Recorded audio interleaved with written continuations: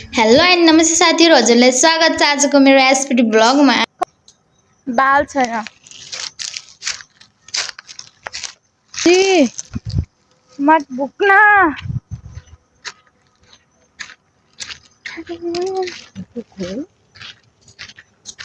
देही गाई जी नमस्ते नमस्ते।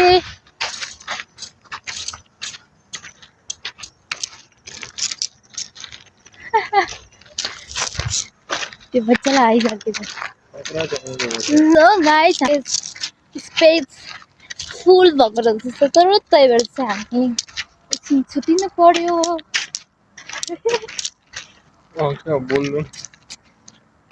यस्तो यो आफ्नो मान्छेसँग नि हिँडेपछि जो मसँग हिँड्छ नि हो त्यो मान्छेले कन्फिडेन्ट फिल राख्दैन भने बोलेर भने भलाउने स्टार्ट गर्नु मन लाग्दैन क्या हो कि नै साथीहरू, हजुरलाई त्यस्तो लाग्छ कि नै? अझै आफ्नो मान्छे नै साथी पनि होइन मेरो त बुढा हो, बुढा श्रीमान हो, हस्बेन्ड, त्यही पनि यस्तो गर्छ यो मान्छे। लजाउँछ, धेरै लजाउँछ, के गर्नु लजाउने बानीले यस्तै उहाँलाई मारिसक्यो साथीहरू। लजाउनु हुँदैन तर लजाउनु हुन्छ हमारा हस्बैंड से। क्यों लजाते हो तुम? के भयो त अनि पुलिस भयो पनि हामीलाई केही बाल छैन, बाल छैन। हामीले नराम्रो काम गरे होइन नि त, त्यही भएर बाल छैन होइन। हमको पता है किधर चलो किधर चलना। पुलिस हो गए तो हमको क्या मतलब, हम नेपाली पुलिस। म नेपाली पुलिसलाई सेल्युट गर्छु तर इन्डियन पुलिसलाई गर्दैन। गर्न त गर्छु तर म डराउँदैन। आफ्नो हस्बेन्डसँग डराउँदैन भने जाब पुलिससँग किन डराउनु पर्ने? नथिङ, डराउनु चाहिँ हुँदैन। म त जान्न। सो हामी चाहिँ फेरि फर्किसक्यो वकिङ गर्दा गर्दा। पसिनाले यति भइसक्यो हामी। मैले लथेल पनि हानिदिएर छन् पछाडिदेखि छिटो हिँड्दैन भनेर। घर चाहिँ गाई छ मलाई। म वाकिङ आएकै होइन के, म त भ्लग बनाउनको लागि भ्लग हुन्छ भनेर मात्र वाकिङ आएको। थोरै न मेरो शरीरको लागि हो त नि साथीहरू। मेरो शरीर राम्रो छैन, म मोटी छु र। मेरो हस्बेन्डले भन्नुहुन्छ कि जहिले मोटी भयो अरे, मोटी भयो। मोटी नै छैन, मलाई लागिरहेको थिएन मोटी भनेर। अरूलाई किन टाउको दुखाइ, मलाई लाग्दैन। ठिक छु, खान्छु, बस्छु। अनि मोटाउनु त हल्का मोटाउनु त पुरै त हो, स्वाभाविकै त हो होइन र? त्यो मोटाउनु पर्छ। तर लास्ट चाहिँ साथीहरू हात चाहिँ गल्दो रहेछ। बहुत गला बढ़ने नहीं थकती क्योंकि मुझको भी वायरल होना है, इसलिए नहीं थकती। बसे ना हाँ, बहुत ही थकान हो रहे मुझे। मरेपछि खरानी हुन्छ के हुन्छ? मान्छे मरेपछि खरानी हुँदैन? खरानी त हुन्छ। हामी चाहिँ अब 3-3.5 घन्टाको वाकिङ गरिसक्यो गाइस।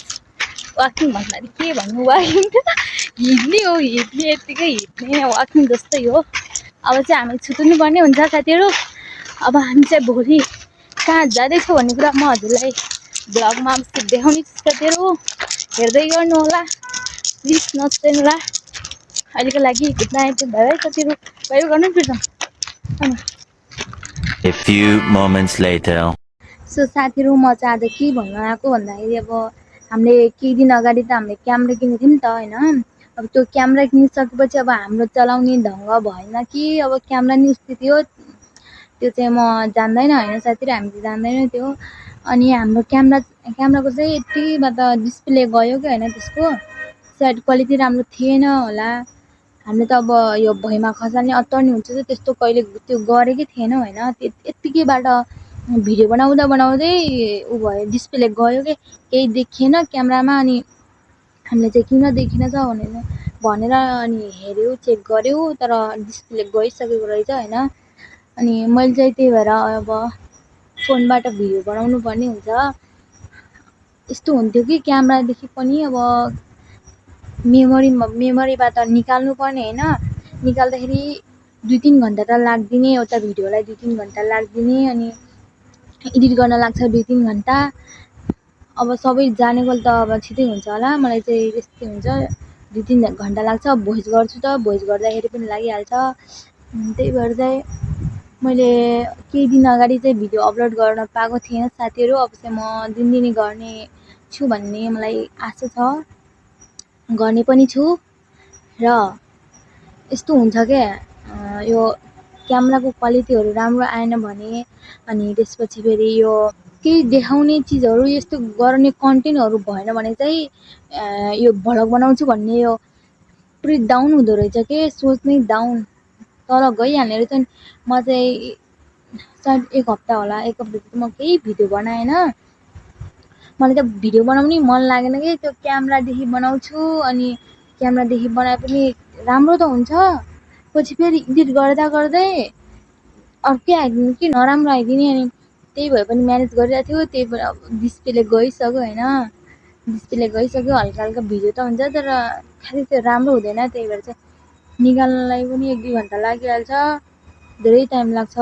एउटा भिडियोलाई 1 घन्टा आधा घन्टा जति लाग्छ। त्यहाँ भिडियो हामीले त काटी काटी बनाउँछौँ त, त्यही भएर चाहिँ अलि हुँदैन। यसो साथी त्यही हो साथीहरू। अब मैले चाहिँ फोनबाट नै भिडियो खिचेर अब जे जस्तो भए पनि भ्लगहरू ल्याउने छु, हजुरले मन पराइदिनु होला। अनि मैले आजसम्म जे जस्तो भिडियो बनाइरहेको छु, हल्का हल्का साथीहरू मन पराइदिइराख्नु भएको छ होइन। पछिसम्म पनि धेरै मन पराउँछ भन्ने मलाई आशा छ। यदि मैले बिचबिचमा बोल्न जानेको छैन भने, अनि बोल्ने मेरो लेभलहरू कन्फिडेन्टहरू यस्तो भएन भने माइन्ड नगरिदिनु होला साथीहरू। मलाई यति भ्लग बनाउँछु त भन्छु होइन, मलाई यस्तो पब्लिकमा बोल्ने कन्फिडेन्ट नै छैन के ममा, यस्तो छैन। अनि भ्लग बनाउँछु भन्छु, बोल्न सक्दैन त के गर्नु साथीहरू। मेरो पढाइ भिडियोहरू चाहिँ मेरो नेपाल पनि हेर्नुहुन्छ, तर इन्डियनको साथीहरूले हेर्नुहुन्छ होइन साथीहरू। अब हिन्दी भाषा मात्र बुझ्नुहुन्छ, नेपाली बुझ्नुहुन्न त उहाँहरूले चाहिँ। त्यही भएर चाहिँ मैले हिजो चाहिँ हिन्दीमा हालिदिएको थिएँ, मन पराइदिनु भयो धेरैजनाले, हेर्नुभएको रहेछ। यता दिदीहरूले पनि, यता सेतहरू यताको हुन्छ नि त मान्छेहरू, यता अपार्टमेन्टको मान्छेहरूले हेर्नुभएको रहेछ। अनि राम्रो छ, खुसी लाग्यो यस्तो भन्दै हुनुहुन्थ्यो, मलाई यति धेरै खुसी लाग्यो साथीहरू। तर मैले नेपालीमा बोलेको नबुझ्दा पनि हेर्नुहुन्छ साथीहरू, हेर्नुहुन्छ। मैले यताउति काम गरेको त्यो देखाउँछु त, भाषा नआए पनि हेर्नु त मजा लाग्छ, हो कि भन्नु त, भाषा आए पनि झन् मजा लाग्छ। अनि हल्का हल्का बुझिदिनुहुन्छ, मारवाडीहरू चाहिँ बुझ्नुहुन्छ, हल्का हल्का बुझ्नुहुन्छ होइन। यता तेलुगु बोल्ने मान्छेहरूले चाहिँ बुझ्नुहुन्न क्या, डिफ्रेन्ट नै छ। म पनि बुझ्दैन उहाँहरूको भाषा, उहाँहरू पनि हाम्रो भाषा बुझ्नुहुन्न त्यस्तो। भैँसीले टेप सुनाएको जस्तो हुन्छ गाइस, हाम्रो चाहिँ यो यहाँ तेलुगु बोल्छन् होइन, त्यस्तै तेलुगु बोल्ने मान्छे पनि अब हिन्दी बोल्यो भने पनि यस्तो हुन्छ, बुझ्दैन कि। म अलि तेलुगुतिर नि गइहाल्छ। त्यही भएर चाहिँ म भाषा बुझ्न अलिक गाह्रो भइरहेको छ साथीहरू, बिस्तारै बिस्तारै बुझ्नेछु भन्ने मलाई आशा छ। Bye guys. By guys, Bye bye guys. Bye भेटौँला bye. Next भिडियोमा।